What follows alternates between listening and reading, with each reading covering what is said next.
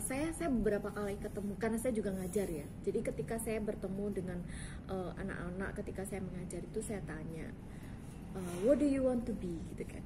Saya tanya, nggak tahu Miss, nggak tahu. Karena saya ketika ngajarkan saya dipanggilnya Miss Ika, nggak ngerti mau jadi apa.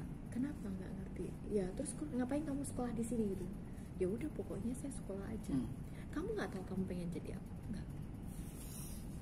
Terus hobimu apa? Saya sih sebenarnya suka jalan-jalan. Kenapa kamu nggak coba mau jadi tour travel agent?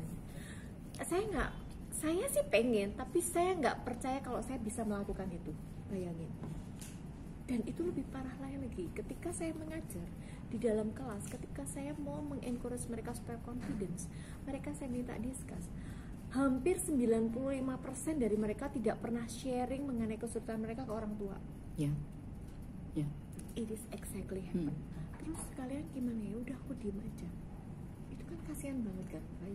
Saya tuh makanya tidak hanya saya kadang-kadang ngomongin kayak gini tuh bukan hanya ke anak-anaknya juga, tapi ke orang tua, guys, please deh.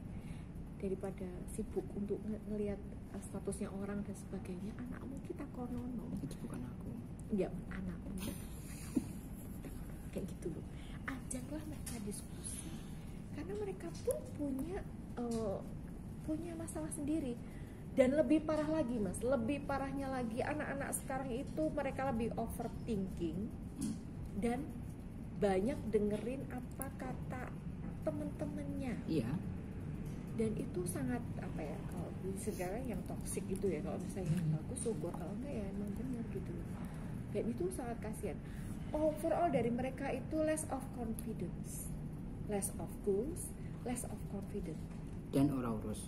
Iya pastilah, for sure gitu. Tapi ketika misalnya mereka ada yang sedikit aja ngomongin tentang kau ngapain kayak gitu, udah jangan kayak gitu lah, itu udah pasti gitu kayak gitu. Jadi itu yang membuat kenapa kok saya Ika Florentina ini peduli, karena saya juga saat ini mendampingi Yayasan ISKS, Ikatan Siswa Katolik Surakarta. Saya di pengawas yayasan di situ. Jadi saya terjun di anak-anak di situ, saya dampingi mereka kayak leadership dan sebagainya. Makanya kayak kurangnya. Tidak ada yang sia-sia. Ya sih maksudnya, well, itu value sih ya, kayak gitu kan nggak bisa dipaksa gitu. Dari sekian banyak kesibukan memang, dan itu ternyata ya sangat bersyukur ketika ada satu atau dua anak yang feel inspired karena saya gitu, dan itu ya bagus. Sampai sekarang pun mereka masih bisa keep in touch kayak gitu. Yang dijual kan memang value. Betul, values itu. Nah, sayangnya tidak semua orang punya values di situ gitu. Tapi memang benar-benar urgenity-nya sekarang anak-anak muda itu less of goals, less of confidence. They even don't have self confidence karena mereka sangat dengerin apa kata orang gitu. Jadi kayak ya gimana ya, orang nggak punya pendapat sendiri kayak gitu. Jadi sebenarnya yang salah curriculum pendidikan orang tua atau memang kondisi saat ini yang salah berjamaah seperti itu? Nggak ada yang bisa disalahkan karena memang kan kalau kondisi seperti ini, apalagi kalau kita ngomongin kondisi COVID ya. Tapi sebenarnya sih dengan berkembangnya teknologi saat ini, kalau saya melihat ya, kalau saya jadi orang tua zaman dulu itu kan karena nggak ada gadget, itu orang itu kan banyak komunikasi di situ, interaksi antara orang tua dengan anak-anak juga jalan, betul kan? Nah, yang terjadi saat ini, apalagi di periode ini, setelah di Z generation ini, kan setelah X, Y, millennials, kemudian sekarang Z generation, lebih parah lagi. Ini mereka anak-anak milenial yang sekarang sudah punya anak pun juga mereka lebih mementingkan gadget dan komunikasi dengan anak-anak mereka sendiri. Let's say coba lihat ketika kita di resto sedang makan, berapa banyak meja yang bener-bener naruh gadget dan kita ngobrol enak, bener kan? Sekarang ngapain kita makan bersama tapi yang satu pegang handphone sendiri-sendiri gitu? Itu yang terjadi. Sebenarnya dari sisi perkembangan teknologi ini dampak negatif dari teknologi ya. Nah ini harusnya kan ini kan kita gunakan untuk memfasilitasi kita. Tapi sekarang kan justru ini menggunakan kita gitu ya. Kita sampai nggak ngerti waktu. Jadi kayak misalnya kita ngeliatin statusnya orang itu bisa full days, nggak ngerti tiba-tiba kok udah jam 5 sore ya. Gitu kan itu yang terjadi, bener nggak? Ya kan? Ketika nonton YouTube misalnya, kan Jadi kita yang kayak ini apalagi muncul lagi pop up lagi dan sebagainya, tiba-tiba udah jam 12 siang, jam 1 gitu. Makanya kalau saya sendiri membatasi karena mungkin juga saya banyak aktivitas, saya bukannya sombong atau enggak, saya jarang ngeliatin statusnya orang. Karena memang ya ini pendukung buat saya. Kalau saya buka kayak ini, ketika saya ngobrol dengan teman-teman, saya ngobrol di sini dengan sepenuh hati kan, dengan sepenuh hati saya, dengan with all of my passion. Ini kalau dilihat nih WA ada 100-an. Kita yang nggak punya hati. Jadi begitu. Ini juga yang perlu juga disampaikan bahwa come on gitu loh. Dari sisi sistem pendidikan pun kalau disampaikan juga nggak ada yang bisa disalahkan ya. Tapi memang karena saat ini kalau saya sempat bisikin Pak Wikan, Pak, mindsetnya itu loh Pak, mindsetnya guru-guru itu harus dirubah gitu. Bukan hanya sekedar mengajar, tapi bagaimana mengajar yang mendidik dan menciptakan SDM yang berkualitas. Dan itu harus dimulai dari school leaders memang, dari CEO-nya. Nah itu makanya kan ini kan mikir negoro kan, di opo gitu kan. Tapi ya nggak apa-apa kan. Apa yang bisa kita lakukan ketika saya kemarin ketemu Pak Wikan ya.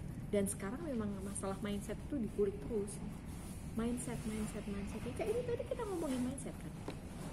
Sekarang school leaders kalau misalnya tidak punya mindset seorang school leaders kan susah juga kan. Itu lebih parah lagi mas. Kalau misalnya tidak bisa merepresentasikan dirinya sebagai brand ambassador sekolah, bagaimana dia bisa nego dengan dunia industri? Ada bahkan yang ditolak oleh Edukan dunia industri. Dan itu begin itu it is happening. Itu yang kemarin saya sampaikan sama teman-teman di Mitra Studi dan Apindo juga ketika saya juga diundang diskusi kecil di situ. Karena kalau CEO dari sekolah ini belum siap untuk melaksanakan yang namanya lead and manage, kemudian juga dengan sinkronisasi dengan dunia industri, iki yo abot. Karena kalau industrinya sendiri sudah punya mission kayak saya supporting, tapi ku tunggu ya sekolah kan ya mungkin toh. Yeah. Bener nggak? Seluruh stakeholdernya sekolah pun juga harus punya mindset yang sama. That's why guru-guru tuh juga perlu dapat hospitality learning supaya mereka dapat refreshment. Oh, saya kira ternyata tuh harus menghadapi anak-anak muda tuh begini loh. Beda dengan 20 tahun yang lalu ketika beliau-beliau sekolah atau menjadi guru, ya kan? Ibaratnya kalau saya ngomong masalah pendidikan, kalau dulu kan ada reward and punishment. Ini jadi melebar ya ke konsep mendidik ya. Dulu kan ada reward punishment, sekarang nggak bisa. Sekarang harus pakai coaching and counseling. Indah kan? Kenyamanan bekerja. Coaching and counseling itu lebih kepada bagaimana ketika seseorang punya masalah itu di coach and counsel. Misalnya ada anak didik yang punya masalah gitu kan. Kalau dulu kan misalnya dia trainee di sebuah hotel, kemudian dia punya masalah di hotel tersebut, kemudian dia nggak mau kerja lagi besoknya. Kalau dulu zaman 20 tahun ya kita ya waktu sekolah, kita pulang kan malah diajar oleh bapak ibu ade ya, bener nggak? Aku ini beli sekolah kan, dulu kan kayak gitu. Sekarang enggak. Sekarang kalau anak-anak pulang itu orang tua yang protes, lagi anakku diapain di situ gitu kan? Itu kan sesuatu yang berbeda.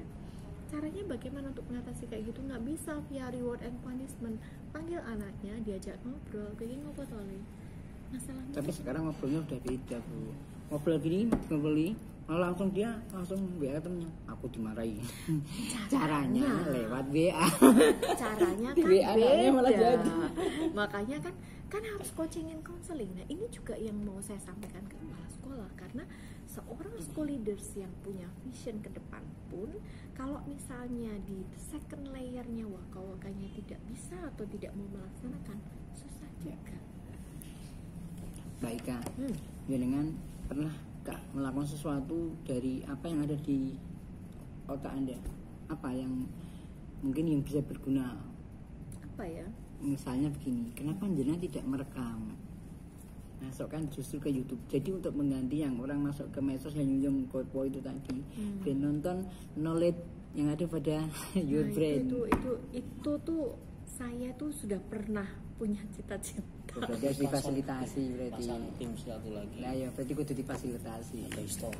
Itu yang susah. Makanya saya itu pernah sih ngerekam sendiri. tapi nggak ke upload karena ngeditnya yo ora rampung, terus ngupload kapan meneh gitu loh nih.